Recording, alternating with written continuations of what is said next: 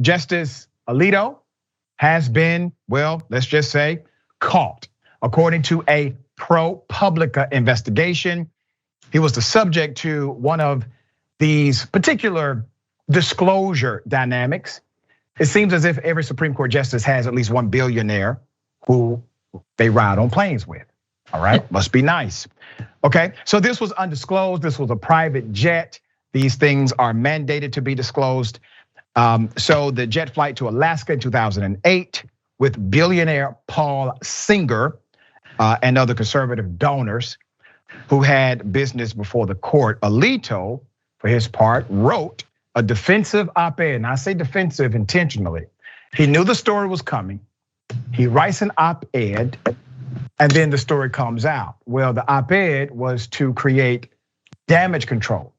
Anytime a US Supreme Court justice who cannot be mandated to say a damn thing, when they start talking, there's there, guaranteed. All right, that's how this works. So he obviously denied any wrongdoing in the Wall Street Journal earlier Tuesday. Before we get into the rebuttal, here's what ProPublica contends. Number one, Alito in 2008 flew on billionaire Paul Singer's private jet.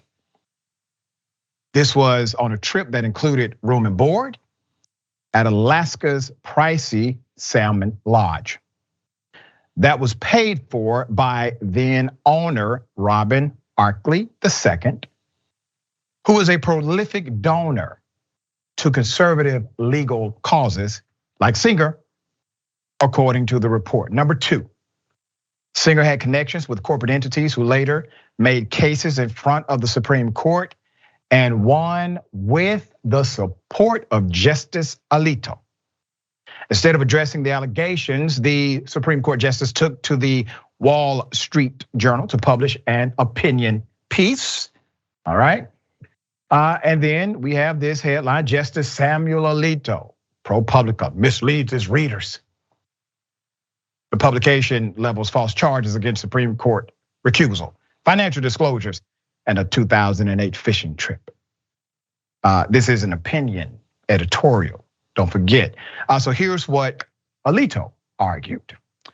ProPublica has leveled two charges against me.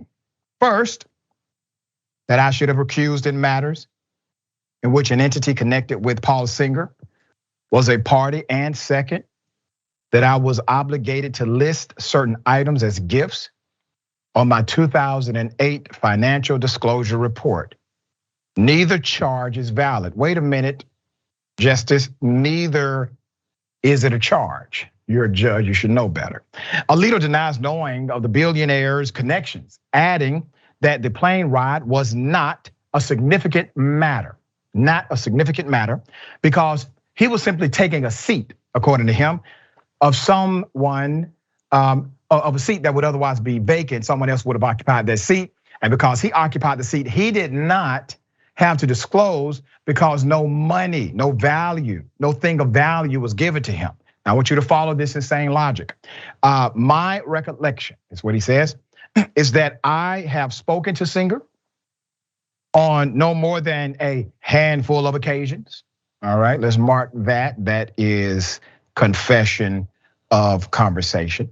All of which consisted of brief and casual comments at events attended by large groups. We'll note that. He allowed me to occupy what would have otherwise been an unoccupied seat on a private flight to Alaska. It was and is my judgment that these facts would not cause a reasonable and unbiased person to doubt my ability to decide the matters in question impartially. Second, when I reviewed the cases in question to determine whether I was required to recuse, I was not aware and had no good reason to be aware that Singer had an interest in any party. But while defending himself, he did skip some important details that I'm happy to highlight here. Alito omitted the detail that Leonard Leo, co-chair of the Conservative Federalist Society and a key figure in the decades-long effort to pull the US judiciary to the right, actually helped organize the Alaska trip. He left that out. A. Raymond Randolph, a conservative appellate judge, also attended. According to the ProPublica report, Leo invited Singer to join.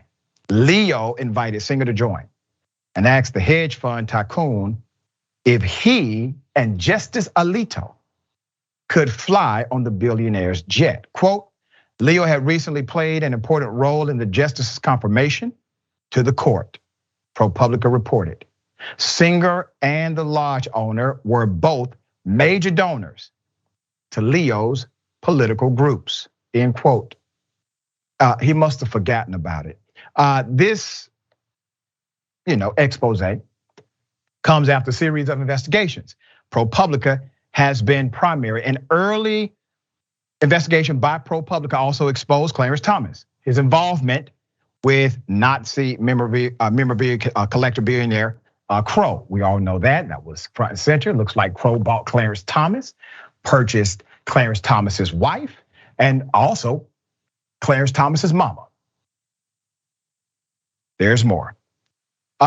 Nonetheless, Republicans, they're defending the justice. So, Ms. Rodriguez, okay, I'm just saying, why is it that they're all caught with billionaires?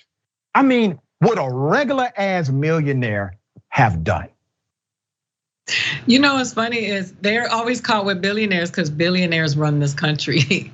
Our Congress is for sale, the presidential seat is for sale, our president is for sale, and apparently now the Supreme Court, the highest court in the land, is for sale as well. And no wonder they don't prioritize nor do they fight for education the way they fight for guns and abortion, because they don't want people to know the judicial process. They don't want people to know how this is supposed to work, so that because people would revolt if they had the information, but they're too busy struggling trying to work jobs so that they can pay to go to the doctor, because healthcare is not even accessible the way that it should be to Americans. But it is unbelievable and egregious to see, a continuous revelation of how compromised our system is.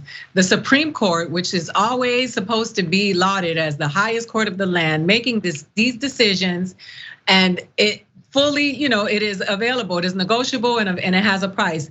And I urge all Americans, whether they are Republicans, Democrats, Independents, Green Party members, or whatever they claim, to be alarmed by this, because if we continue to compromise, it will become standard. And at some point it will affect you too, no matter what your beliefs are, if everything is about being handled by people who are for sale. That's right. And the reality is the rules exist so that transparency can be applied. If we need to connect dots, we can connect them publicly. Those rules are not there. Those disclosure rules are not there for them. They are there for us, okay? That's why they exist. And let me say this, a Supreme Court justice is a de facto lawmaker. Understand, when a Supreme Court makes a ruling, there is nothing that will override that ruling except a future ruling by the Supreme Court. If you can control the Supreme Court, you control not only policy, you control statutory interpretation of law. They create case law every single day. All right, so Tom Cotton had this to say. Let's put it up. Good for Justice Alito to push back against the left-wing hacks trying to intimidate the Supreme Court. Dems took the opportunity, however, to call out the court's corruption. Let's see what Ted says. Americans used to respect the Supreme Court. He's right. They used to rate highest on popularity. No more. Now the flagrant violations of ethical rules and possibly laws by Samuel Alito and Clarence Thomas and potentially other justices, Americans can rightfully ask, has the Supreme Court turned into a cesspool of corruption? Let me pose a wisdom question to everybody. If somebody gave you a permanent job, and said, there is nothing that you can do basically that would get you fired. And this permanent job puts you in policymaking position. You're not a millionaire typically, and you get all of these shiny things. It's nothing they can do to you. You know why? Because the Supreme Court does not have an actual statutory document that says, here's what you must do and must not do.